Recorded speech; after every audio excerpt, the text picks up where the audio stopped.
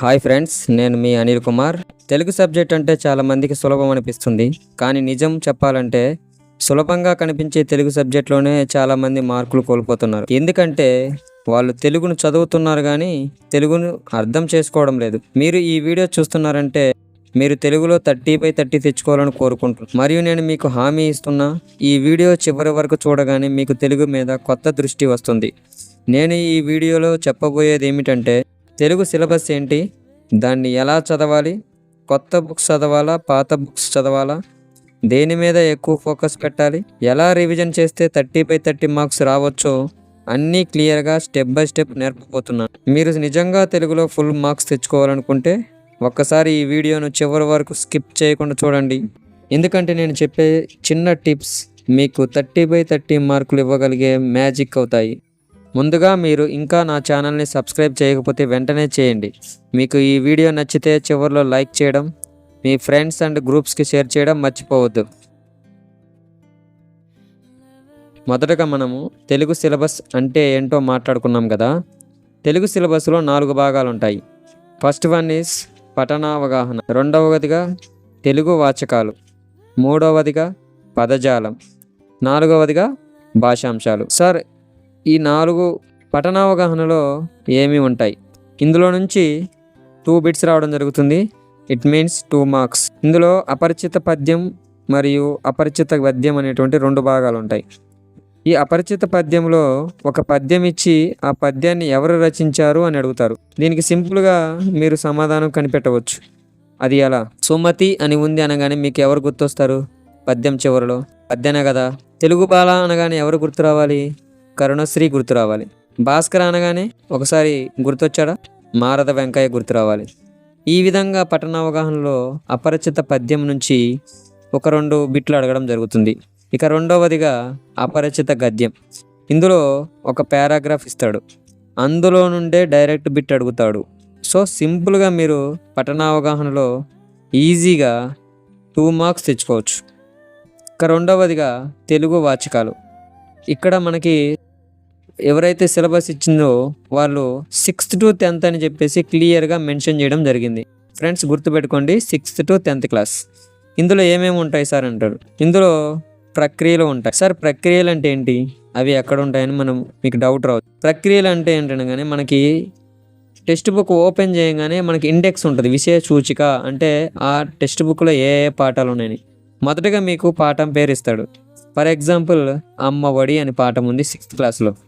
ఆ అమ్మఒడి అనేది ఏంటి అనేది మీకు రైట్ సైడ్లోనే ఉంటుంది అనమాట. అది గేయమా, కథానిక, వ్యాసమా, కథ, లేదంటే చారిత్రక కథ అని అడగడం జరుగుతుంది. వీటిని ఏమంటారంటే ప్రక్రియలు అని అంటారు. వీటి గురించి నేను పూర్తిగా అసలు కథ అంటే ఏమిటి, కథానిక అంటే ఏంటి, గేయం అంటే ఏంటి అనేది నేను నెక్స్ట్ క్లాస్లో నేను గ్రామర్ పార్ట్ చెప్పేటప్పుడు మీకు ఇన్ డీటెయిల్గా నేను చెప్తాను. రెండవదిగా ఏముంటుందంటే అండి, కవులు మరియు రచయితల పరిచయం. కవులు వేటుకుంటారండి, పద్యాలకు ఉంటారు. రచయితలు ఎవరు ఉంటారు? గద్య భాగాలకు ఉంటారు. ఖచ్చితంగా కవి పరిచయం చదవండి. వారి రచనలు, వారి బిరుదులు, వారికి వచ్చిన అవార్డులు చాలా చాలా ఇంపార్టెంటు. ఇందులో నుండి కవి పరిచయం నుంచి ఒక బిట్ రావడం జరుగుతుంది, రచయితల పరిచయం నుంచి ఒక బిట్ రావడం జరుగుతుంది. టోటల్గా 2 మార్కులు రావడం జరుగుతుంది. గద్య భాగాలకు రచయితల పరిచయం గురించి, వారి యొక్క బిరుదుల గురించి చదువుకోండి చాలు. ఉదాహరణకి గరిమెళ్ళ సత్యనారాయణ బిరుదు ఏమిటి అని అడుగుతాడు. అదేవిధంగా శతక కవుల యొక్క బిరుదులు ఏంటని మీకు క్వశ్చన్ రావడం జరుగుతుంది. కాబట్టి ఇంకా మూడవదిగా విశేషాంశాలు. అది కొంచెం పెద్ద చాప్టర్ అండి, అది నేను నెక్స్ట్ వీడియో చేసేటప్పుడు చెప్తాను. నెక్స్ట్ ఇతివృత్తం అంటే ఏంటి? ఇతివృత్తం అంటే ఏంటంటే ఆ పాఠం ఏ విషయాన్ని తెలియజేయాలనుకుంటుంది అనగా ఆ టోటల్ లెసన్ యొక్క సమ్మరీ ఏంటనేది తెలిపేది ఇతివృత్తం. ఇది మనకి దీని నుంచి 1 మార్క్ అయితే కంపల్సరీగా వస్తుంది. ఉదాహరణకి 6th క్లాస్లో ఉన్నటువంటి అమ్మఒడి పాఠం యొక్క ఇతివృత్తం ఏంటని అడుగుతాడు. తల్లి ప్రేమ ఆన్సర్. 7th క్లాస్లో అక్షరం యొక్క లెసన్కి ఇతివృత్తం ఏంటంటే చదువు యొక్క విశిష్టతను గురించి తెలియజేయడమే ఆ పాఠం యొక్క ఇతివృత్తం. ఇంకా 5వదిగా చూసుకున్నట్లయితే నేపథ్యాలు.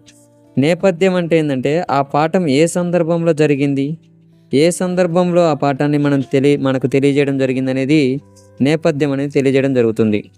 ఇక మనం చూసుకున్నట్లయితే ఉద్దేశాలు. ఉద్దేశాలు అనేది క్లాస్లో చూసుకుంటే అమ్మ ఒడి అనే పాఠం యొక్క ఉద్దేశం ఏంటి అని అడుగుతాడు. తల్లి ప్రేమను గొప్పతనాన్ని తెలియజేయడం ఈ పాఠం యొక్క ఉద్దేశం. మనం చెప్పుకున్నటువంటి పఠనావగాహనలో 2 మార్క్స్ అని చెప్పాను. అక్కడ 2 to 4 మార్క్స్ కానీ రావచ్చు. నెక్స్ట్ చూసుకున్నట్లయితే తెలుగు వాచకాల్లో మనము 6 గురించి మాట్లాడుకోవడం జరిగింది. 6లో నుంచి 5 మార్కులకు రావడం అయితే కంపల్సరీగా జరుగుతుంది. ఇక మూడవదిగా పదజాలం. ఇక్కడ మీరు గమనించుకున్నట్లయితే మనము ఫస్ట్ క్లాస్ నుంచి 10th క్లాస్ వరకు మనం చదవమని ఇవ్వడం జరిగింది. ఇది ఎంతవరకు సమంజసం అనేది నాకైతే అర్థం కావట్లేదు. మనం 6th to 10th class handle చేసే మనకి first class to 5th class ఏం అవసరం అండి? అర్థాలు చదవడానికి, పర్యాయ పదాలు చదవడానికి. సో మనం ఇక్కడ 3వ చాప్టర్ చూసుకున్నట్టే పదజాలము. ఇందులో మనకి అర్థాలు ఉంటాయి. అర్థాలు ప్రతి పాఠం యొక్క చివరిలో ఉంటాయి. అదేవిధంగా టెక్స్ట్ బుక్లో చివరిలో కూడా ఉంటాయి. అవి ఖచ్చితంగా మీరు తరోగా చదువుకోండి. ఇక నెక్స్ట్ చూసుకున్నట్లయితే పర్యాయ పదాలు, మూడవదిగా నానార్థాలు, నాలుగవది ఉత్పత్తి అర్థాలు, ఐదవదిగా ప్రకృతి వికృతులు, జాతీయాలు, సామెతలు, పొదుపు కథలు, మాండలిక పదాలు అని ఉంటాయి. ఫ్రెండ్స్, చాలామంది ఈ నానార్థాలకి పర్యాయ పదాలకి తేడా తెలియక చాలా తప్పులు పెడుతుంటారు. అదేవిధంగా జాతీయము, సామెతలు, పొదుపు కథలకు కూడా తేడా తెలియదు మనకి. చూడ్డానికి అవి ఒకేలాగా అనిపిస్తాయి, కన్ఫ్యూజన్ కూడా ఉంటాయి.